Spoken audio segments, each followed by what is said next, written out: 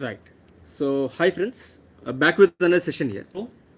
Part 2 of Optho, we will be dealing about a few points regarding retina and index, refractive index, right, myopia, all that astigmatism, all these points written here. So, let me read the points written here. It's written that uh, under this retina, peripheral most part of retina is serrative called as ora serrata, and it's also written that if you look at these points, optic disc, all nerve fibers aggregate, and that is of 1.5 mm, and macula, that is a central retina, right, at the central retina it's also written that 5 to 5.5 mm. So let us understand them, guys, regarding the first thing, regarding the first point, that is ora serrata. It's written that peripheral most part of retina. So what is it trying to tell us? If you look at the section of this, right, this is retina. You got a sclera here, you have choroid, and you have a retina at this aspect, right? This is retina, this is choroid, this is sclera. And if we observe carefully here, this becomes, that means this is the central part, this is the peripheral part, peripheral in the sense surrounding part.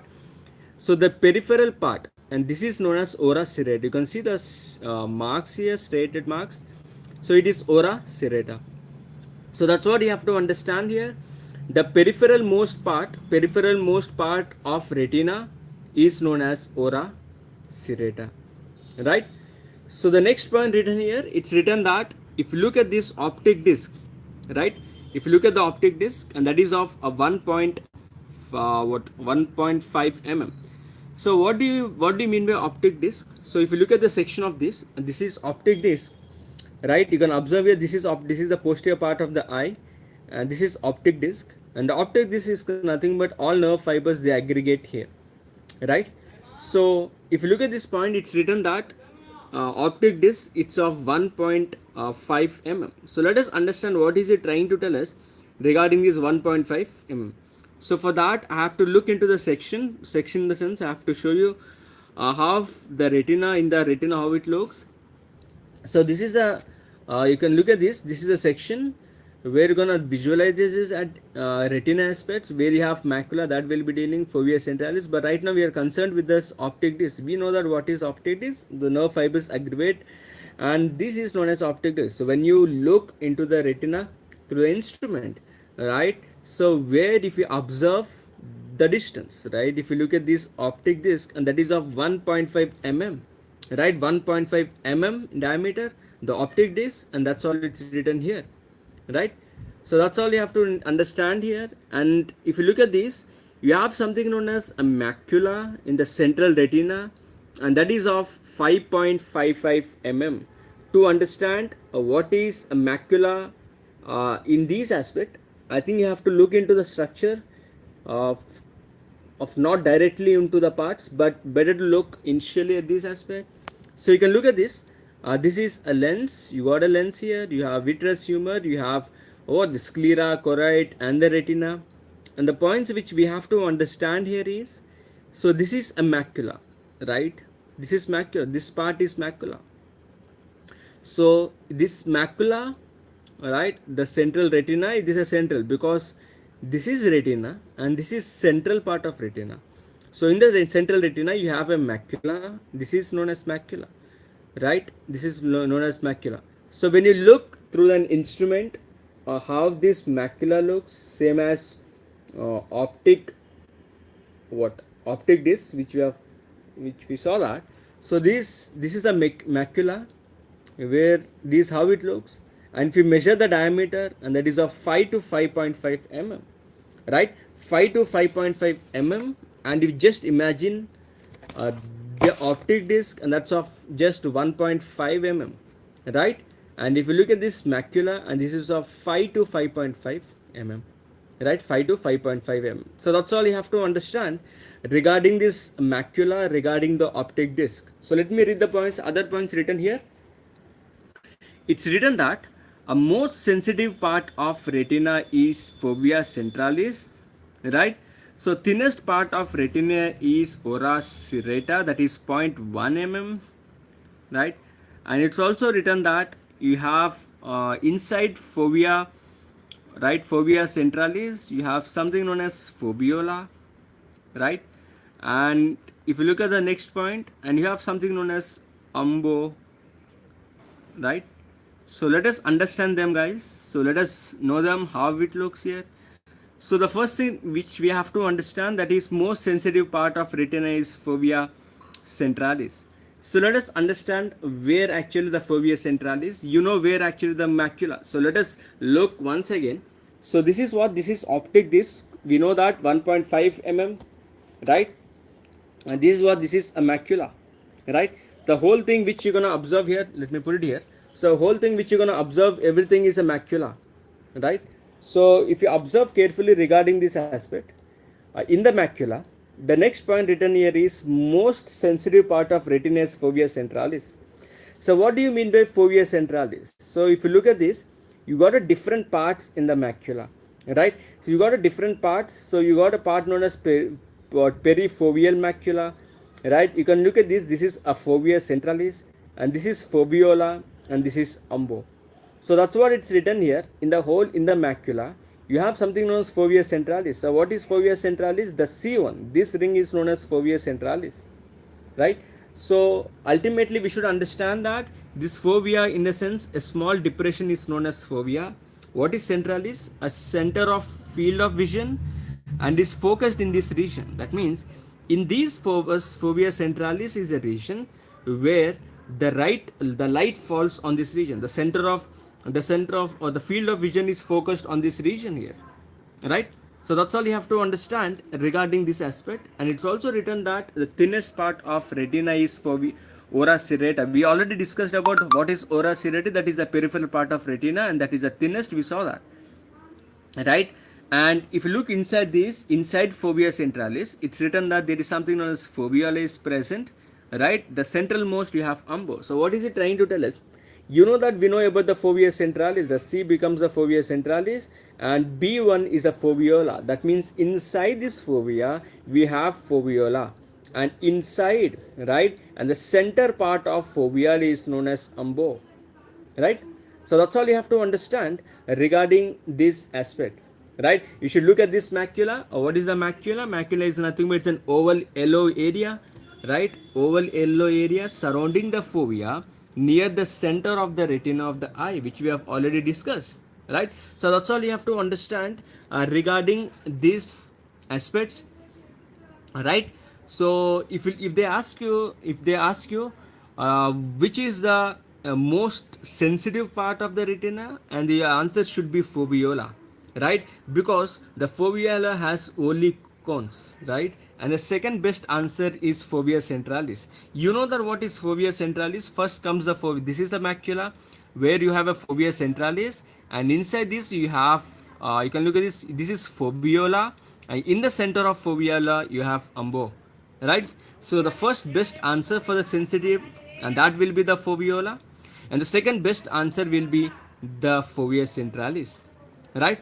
So that's all you have to understand regarding these points. And let us understand the next point written here. So it's written that what's written? It's written that distance between optic disc and the foveola or fovea is two diameter, right? Two disc diameter, that is 3 mm. So let us understand what is it trying to tell us in this point. This is what we have discussing about, right? You have an optic, right? You got an optic disc, and you have this area is foveola, right? So if you measure the distance between, right, distance between the optic disc and the foveola, and that will be two diameter distance. That means if you look at this, the diameter of an optic disc is 1.5 centimeters. So till here will be 1.5, and till here will be 1.5. So total 3 mm. 3 mm is the distance between the optic disc and this fovea, and this side is the nasal side, right? And this will be the the temporal side. So that's all it's written here regarding this aspect. One disc diameter, and that is 1.5. Now it is of two disc diameter, and that is 3.3 mm, right? So that's all you have to understand regarding this aspect. So let's go with the next one. The next will be the role of central retina, right? So it's written that a role of central retina, you have a central visions and Snell's chart vision, and the role of peripheral retina, and that you have something known as peripheral vision, and you have perimetry. So let us understand the points written here regarding these aspects. So let's go with the first thing. What do you mean by central vision or peripheral vision? So if you look at this, this is the vision which you're gonna look, right? So if this is a section vision here, right, you have a central vision, right? You have a paracentral, near peripheral, mid peripheral, and the peripheral visions, right? And the center of the retina, right, that is responsible for this central vision, right? The center of the retina is responsible for this central vision, and the peripheral retina, that means the peripheral part of retina, the surrounding part of the retina, that is responsible for the peripheral vision. So how do you measure or how do you look for this visual acuity, or how do you go for the central vision, right? Visual acuity, right? So we have something known as a Snell's chart. So what is Snell's chart? So this is how the Snell's chart looks. So you can look at this. This is the Snell's chart, right? So with this chart, where we'll be telling the patient to read, and by this chart you will be yeah, you can measure the visual acuity by using, or will be knowing the central vision. Now how do you go for the peripheral vision? The peripheral vision we go through, or the visual field is by perimetry. So what does that mean? So you can see this perimetry, this is perimetry, how it is done, where through this we can look at the peripheral vision, right? So that's all you have to understand regarding the role of peripheral retina. That role is peripheral vision, right? And that is by the perimetry. So that's all you have to understand here. So let's go with the next thing, guys. The next will be scotoma. So let us understand the points written here regarding the scotoma points here. Scotoma, it's an area in visual field, right? So area in visual field, the patient is not able to see. So what is it trying to tell us regarding these scotomas? Scotomas, what is scotoma? Scotoma is a partial loss of vision or blind spot in otherwise a normal visual field. And it's also written that area in visual field, the patient is not able to see. And we have isopts, the different axes on which we're gonna test, right? And you got something known as blind spot. So let us understand them, guys. So let us know what is this, right? So before that, you should understand that you have something known as what blind spot, right? So what do you mean by blind spot? Blind spot, it's nothing but it is a physiological scotoma corresponding to the optic disc. That means we know that optic disc is it is an area where you have a nerve fibers, and the nerve or the rays do not fall on that area of optic disc, right? Which we have already discussed. The optic disc is somewhat like this, right? So you got an optic nerve, optic disc, the it do not fall here, right? So if you look at this aspect, half this is a physiological scotoma. Why it is what is scotoma? Scotoma is nothing but it's a loss of vision, and this is physiological. So if you look at this, this is the area of field, this is the visual field, where B represents the scotoma. It's a physiological scotoma or physiological blind spots. So physiological blind spots correspond to the location of optic nerve, right? Optic nerve head in the retina. This should show up on any visual field test.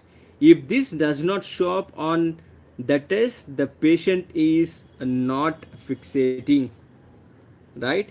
So that's what it's written, that it is physiological. So whenever you do what the test, right, the visual field test, you should see this spot, because this is a spot which is representing or corresponding to the optic nerve head, right? So that's what it's written that, and it's also written that the blind spot is centrally slightly below the horizontal midline. So just understand, let's not go in detail, let's read what's there in notes itself. So this is a blind spot. Remember that is a physiological scotoma is nothing but it's a partial loss of light, right? Partial loss of vision, that correspond to optic disc. But you have something known as scotoma, right? So this scotoma, it can be pathological, where we'll be doing not only the physiological aspects, right? So the next point we have to understand this aspect, and that will be the isopters, right? Isopters. What is that? It is a different axis on which we test a visual field. So what is it trying to tell us? If you look at this, this is a different axis. This is isopters in the sense you got an lace. You have something known as 0 degrees. This is an axis, the 45 degree axis. You have a 95, 135, 180, 225, 270, and 390, 315. So we're gonna check, or we're gonna look for this visual axis, right? So we're gonna look the visual axis or the visual field, sorry. So we're gonna look for the visual field in all these different axes, right? So different axis, we test the patient's visual field. We're gonna test the patient's visual field on the axis of 45, 0, 90, 135, 180, 225, 270, 315. So we're gonna test in all the axes, and this is known as isopters. ISOPTERS, right? Isopters. So that's all you have to understand regarding this aspect. And it's also written here, it's written that regarding the central retina, the central vision, the peripheral retina, peripheral vision, right? And it's also written that optic disc no vision. So that's all it's written that. And I told you what is scotoma. Scotoma is an area in which the visual field where the patient is not able to see or perceive objects, right? Not directly looking at the object. So that's all you have to understand, guys, regarding this aspect. So let's go with the next one. The next will be the volume of objects, so orbit. So let us understand, or let us look at the points written here. It's written that the volume of orbit, that is the capacity of an orbit, that 30 cc. And it's also written the shape of orbit is pyramidal in shape or quadrilateral, and optic nerve length 3.5 centimeters to 5.5 centimeters. If they ask you the best value, one value, it is of 5 centimeters. So it's also written that axis or the axial length, right? Axial length is at 24 mm. So let us understand them, guys. So let us understand what is this orbit and the structure of an orbit, right? So yes, so let's go with this. So if we look at this, what do you mean by let us look at the picture first, and then let us understand. To look at the picture, I have to take the section. If this is the eyes, so I have to take the section at this level. So let me take the section, and you are viewing from above. So this is how you can see when you are viewing from above, and you can look at this. These are eyes, the beautiful eyes, and this is orbit. Orbit is a space, right? Or the orbit where it's a space, right, where you have an eyeball all that. So if you look at this, the shape, it looks like a pyramid. So the shape of this, right, the shape of orbit, and this is pyramidal, right, or it can be quadrilateral. So what do you mean how the quadrilateral looks, and this is how the quadrilateral is, and this is a pyramidal shape, right? So if you look at the capacity of this orbit, and the capacity is 30 mm. So you can look at this 30 30 cc capacity, and this orbit can hold. So that's all you have to understand regarding the volume of orbit, that is 30 cc. The shape of the orbit, that is quadrilateral or the pyramidal. If you look at this, you have an optic nerve. This is an optic nerve. So the length of the optic nerve in a total, and that will be 3.5 centimeters to 5.5 centimeters, right? So 3.5 centimeters to 5.5 centimeters, but in specific 3.5, but that will be dealing in when you are reading about optic nerve. But right now just understand, if they ask you the length or the length of optic nerve, and your answer should be 5 centimeters. If they ask you the range, and your answer should be 3.5 centimeters to 5.5 centimeters. So let's go with the next one. The next will be the axial length. So what do you mean by axial length? Axial length, it's nothing but it is an AP diameter, right? So when you look at the diameter of the eye, so if you look at these points, this is a diameter, right? So anterior posterior diameter, and this anterior posterior diameter, it is of 24 mm, right? 24 mm or 2.5 centimeters. So that's all you have to understand regarding this aspect. If you look at this is how the axial length is. So you can look at this, it measures from this point till here. This is known as axial length. So axial is nothing but from, we're going to take the anterior posterior diameter. So this is anterior posterior diameter and this is of 24 mm, right? 24 mm, and that is 2.5 centimeters. So that's all you have to understand regarding this 2.5 centimeters, regarding the 24 mm, right? So that's all it's written, guys, in this aspect. So let's go with the next one. The next will be the scans here. So measure of axial length. You know that what is axial length? Axial length is AP diameter length, where it is of 24 mm. Fine. So how do you measure this, right? That is important. Now how do you measure? How do you find? We spoke that yes, it's of 24 mm. Now how do you measure? And we're gonna measure that. Let me read what's written. It's written that we have USG or of two types in the eye, and we have an A scan, and that tells you the axial length, right? And you have something known as a B scan, and that tells you the posterior segment of the eye. So let us understand what is it trying to tell us. If you look at this is half the USG of eye done. You can look at this. This is, you can see the forehead, you can see the eye, and you can see the USG, right? So whenever you look at the USG, right, this is known as, this is how you do USG of eye, and they are of two types. One is known as A scan and next is known as B scan.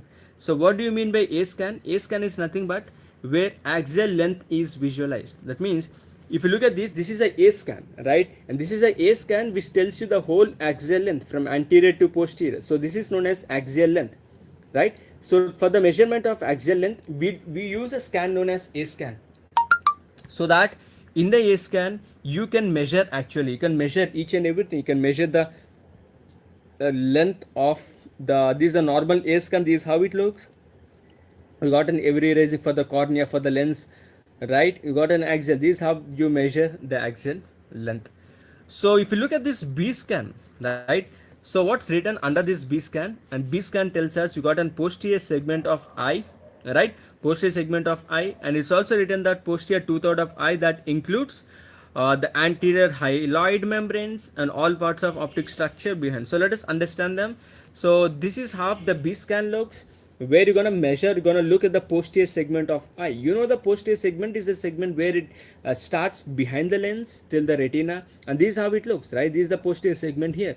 So this is a B scan. B scan that shows you the posterior segment, right? So this tells you all the parts, what's happening in that, like retinal detachment. So you can look at this, we got an posterior vitreous detachment. So this tells you, the B scan tells us the retinal detachment, it tells us the hemorrhage in the posterior aspect. So that's all you have to understand regarding these points, guys. So let's go to the next one. The next will be the depth of anterior chamber here, right? So let us understand what do you mean by anterior chamber and its depth. So if you look at this, for that you have to look into the structure. This is how the eye is, and you know you got a lens here, you have iris and you have cornea, and if you look at this, you're gonna measure the distance from here. So if you look at this, this is how you measure. So here you have a lens here, right? You got an iris, so you're gonna measure the distance from this iris part till the cornea. So from the iris till the cornea, and this becomes, this aspect, this becomes the anterior chamber depth, right? This is the anterior chamber depth. And remember that the depth of an anterior chamber, right? The depth of anterior chamber, it is 2.4 to 2.5 mm. So if you look better, so this is how it looks. So you can look at this beautiful eye, right? And you have, this is an anterior chamber, and this anterior chamber, it's of 2.4 to 2.5 mm, right? So that's all you have to understand regarding this aspect, guys. Let's go to the next one. The next will be the definitions of anisometria, right? And it's also written that under this anisometropia, difference of refractive power between two eyes, that is more than 2.5 diameter. And it's also written that infant, and that is hypermetropia, 2.5 diameter to 3 point diameter at the birth, and it's also written that axial length at birth. So let us understand them, guys. So if you look at this aspect regarding this what a definition of anisometropia. So what is metropia? Metropia is nothing but it is a refraction of eye, right? So metropia is nothing but a refraction of eye. And what is aniso? Aniso, it's nothing but it is an unequal. Aniso means unequal. So it's not equal, it is unequal, right? So there is unequal refraction of eye, right? So if the refractive power, when do we call it as anisometropia? When the difference of refractive power between two eyes is more than 2.5. So let us understand what is it trying to tell us regarding this aspect. So what do you mean by refractive power? Refractive power is nothing but it is a degree to which the lens or the optic system converge or diverge. That means you have got a cornea here, you have a lens, right? If this is the right eye, and if this right eye has got a refractive power, that means that it has got a degree to which it can converge the eyes, and if this is the left eye, right, and that also converges the light. So if the refractive power, that means the ability of a lens or the optic system to converge or diverge, is known as our refractive power. If the difference between the refractive power of two eyes, right, if it is more than 2.5 this diameter, right, so what is that? The refractive power is more than 2.5 diopters, and that is known as anisometropia, right? So that's all you have to understand regarding the aspects regarding the refractive power, the diopter one. So the next point, it's also written that we have something known as infant hypermetropia, right? So hypermetropia at birth, so it's of plus 2.5 diopter to 3.0 diopters. So what is it trying to tell us? Now hyper in the sense more. What is metropia? Metropia is refraction, right? If the refractive power, right, if the refractive power, if it is more than the normal, that is if the refractive power is between this 2.5 diameter to 3.0 diopter, so not diameter, diopter at birth, it is high refractive power. So we call it as high means hyper, metropia is refractive power, high metropia, that is known as hypermetropia at birth. So hypermetropia is a condition in the infants if the refractive power is between 2.5 diopter to 3.0 diopter. So that's all you have to understand regarding this anisometropia and hypermetropia. So you can just understand based on the words here, that's all, right? So what is an axial length at birth? Axial length at birth is 15 mm. So you know that what is axial length, that is anterior posterior diameter, all that, and that is of 17 mm at birth. So that's all you have to understand regarding these aspects. So let's go with the next thing, guys. The next will be we have something known as hypermetropia. So let us understand them, let us read them.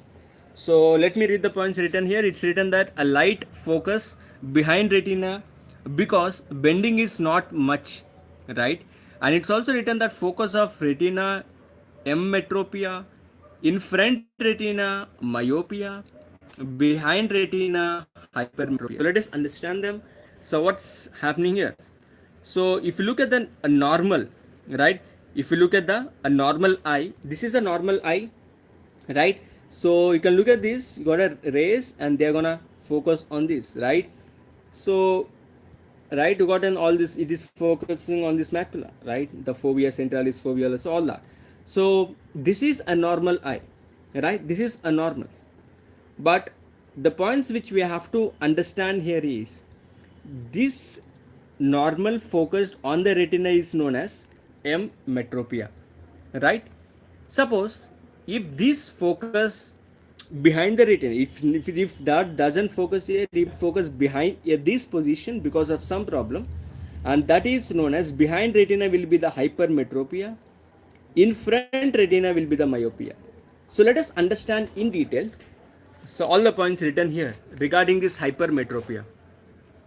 So let us understand the first thing, and let me read the points first written here. So under this hypermetropia, it's written that it is a condition where the total refractive power is less than required, right? Or if you have, if the eye is small, right?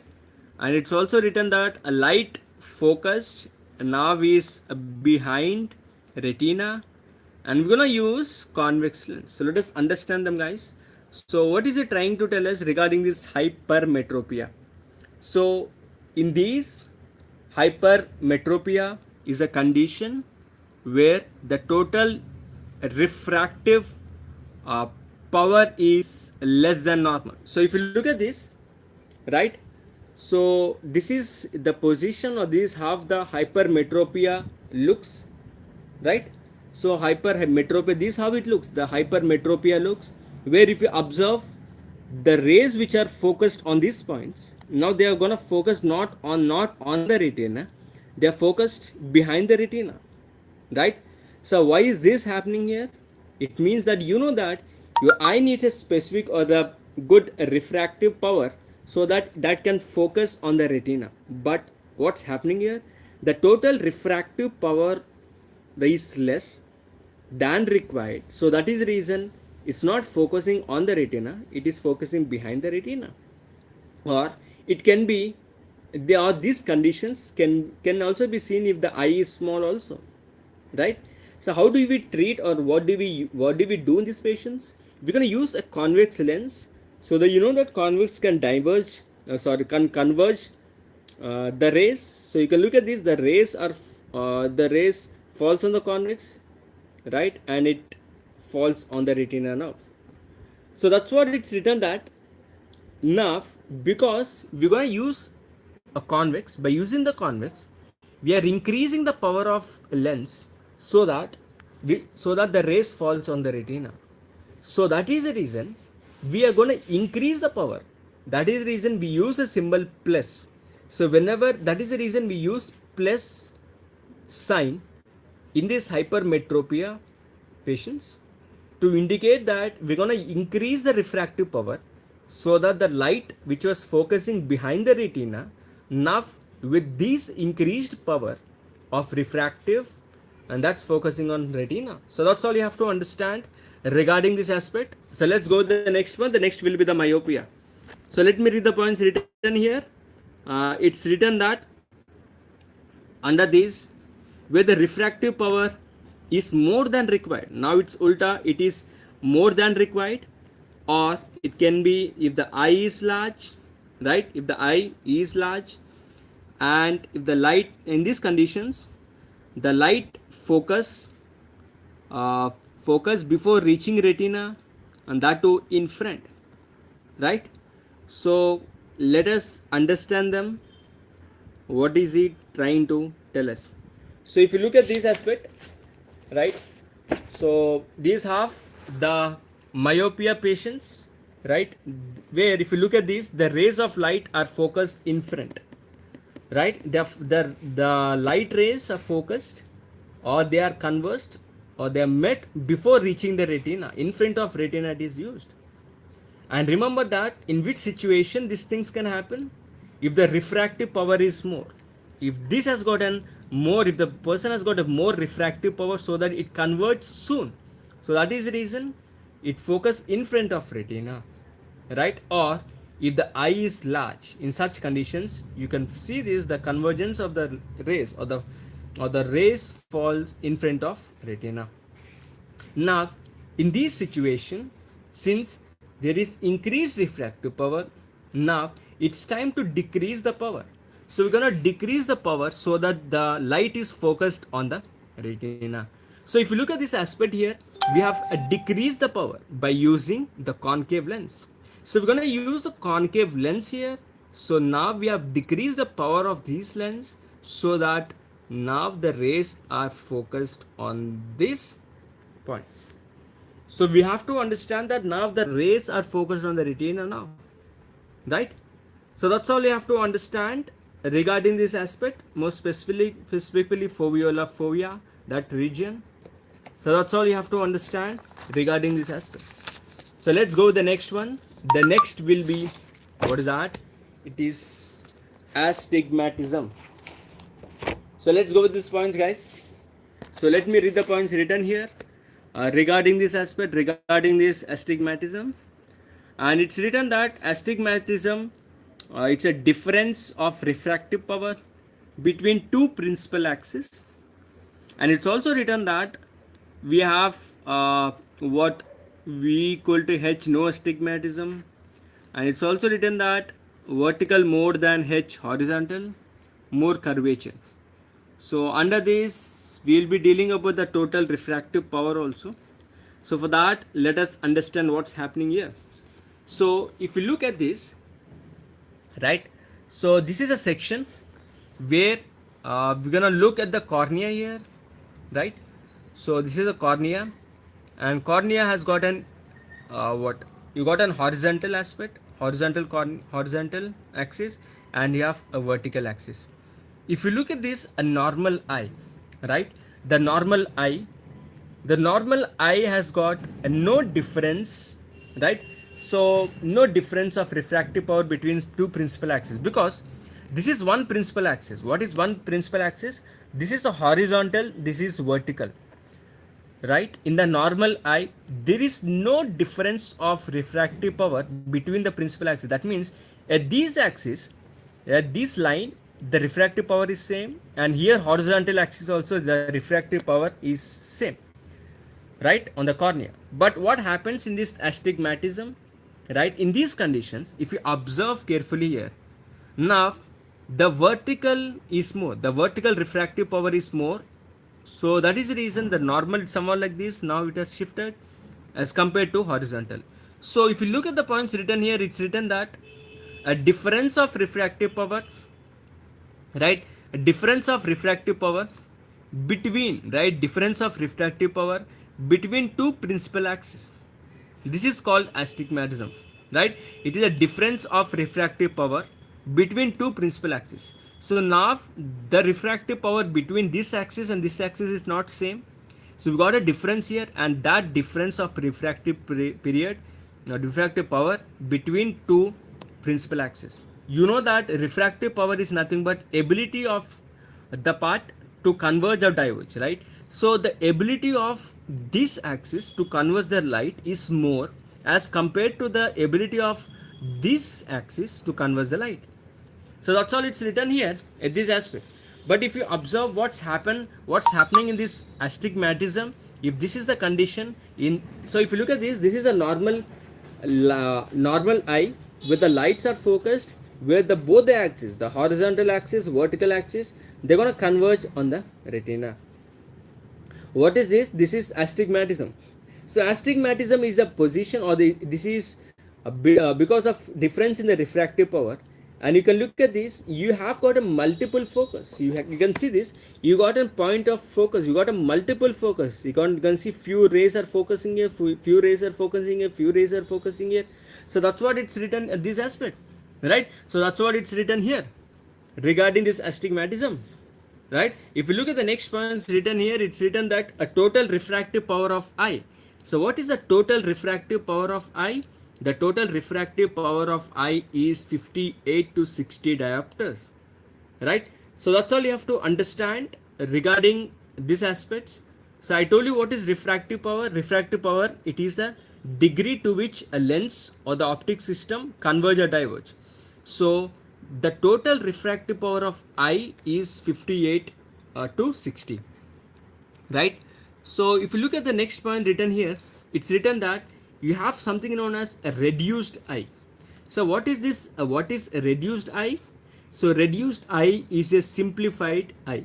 So let us understand what do you mean by reduced eye, a simplified refractive system of. So let us understand them. So if you look at this aspect, right, regarding these points written here, regarding the systemic and the and schematic and the reduced. So the schematic eye has got two principal focus. It has got a two principal focus. It has got two principal points. It has got two principal points, two nodal points, all in the nodal. This is a normal in the sense it is schematic eye, but we're gonna reduce these 2 points, right? If you look at the two principal axis, two principal points. We have reduced these two principal points into single principal point. We have reduced the two nodal points. You can see one and two nodal points. So we have reduced the two nodal points into a single nodal point. We have reduced the two principal points into single point. So this reduction of two principal points, two nodal points to single principal point and single nodal point, and this is known as a reduced eye. So that's what it's written here regarding this aspect. The reduced eye is a simplified refractive system of eye, because we have simplified from two nodal points, two principal points, to single principal or single nodal points, right? So that's all you have to understand here. And if you look at the next point written here is, a scientist introduced a reduced eye concept, and that is Donder's reduced. So which is that guy who introduced the reduced eye? It is Donder's reduced. So you can remember D for what is that? D for decreased, or D for decreased, right? Decreased nothing but reduced. So you can just remember that Donder's reduced. So the next point written here, next we have something known as total refractive power of cornea. So we know that total refractive power of eye is 58 to 60, right? So if you look at this, out of 58 to 60, right? Out of 58 to 60, now who is contributing a lot? And lot is contributed by the refractive power of cornea. That contributes about a 50, right? And that contributes about so what is that? Yes, this total refractive power of cornea, it is 45 to 50, right? And refractive power of lens. So if you look at the refractive power of lens, and the refractive power of lens is 16D to 17D. So that's all you have to understand regarding the cornea. The cornea has got 40, so I think it's, let's go with my book here. So cornea has got a refractive power of 43 diopter to 45 diopters. That lens has got 16 to 17. So, and why do you get a more of refractive power for the cornea? Because we know that the cornea is more curved, right? So cornea has got more curved in the central. So that is the reason this has got a more refractive power, and that is of 43D to 45D. And the lens, it is of 16 to 17, right? So that's all you have to understand regarding these aspects. Out of the whole refractive power of 58 to 60, and 43 is contributed by the cornea, and the 16 is the lens. So what is the index, right? So what is the corneal index? So what do you mean by refractive index? Refractive index, it's nothing but it is an angle of incidence by angle of refraction. So what do you mean by angle of incidence and the angle of refraction? So say example, if this is the aspect, a light is passing from the one medium to another medium. So this is the incidence ray. So the incident light is, it's focusing a light on this aspect, right? It is focusing on this, and this has got an angle known as angle of incidence, and that refracts, and this is known as refracted ray. So this is a refracted ray, and this angle is known as angle of refraction. So if you look at this is an angle of incidence, and this is an angle of refraction. So when I take the ratio of angle of incidence to the angle of refraction, I get refractive index. So refractive index is an angle of incidence by angle of refraction, that is I by R is mu, that is refractive index. So what is an index of lens? What is a refractive index of lens? So the if refractive index of lens will be 1.39, and the refractive index of cornea is 1.37. So how do we remember that? Let's try to remember that. So we know that cornea, it is C. So C is in the same 3 positions. So 3. So we got one cornea 1.3, right? 1.37. And just understand that cornea gonna be first, then comes the 10, then comes the lens. So that is the reason first you have 7 and then you have 9. So this is how you can just remember that. And how do you remember lens? Lens, if you like, this is L, L for 1, the L for 16, right? And you have 1 here, right? And this looks like 1, L looks like 1, 16 and 7. So that's all you have to understand regarding this aspect. And if you look at this points written here, it's written that the index is maximum at center of lens. So I told you the index, the refractive index of a lens, that is of 1.39, right? 1.39. But if you look at the refractive index at the center of lens, the refractive index is 1.4 to 1.41. right? So that's all you have to understand. At the center of lens, that is maximum, right? So if you just compare the whole of the cornea and the lens, the maximum is seen at the center of lens, that is 1.4 to 1.41. So that's all you have to understand regarding these aspects, right? Regarding this refractive index, all that, and that's all for now. In the next session we'll be dealing about other concepts. Thank you.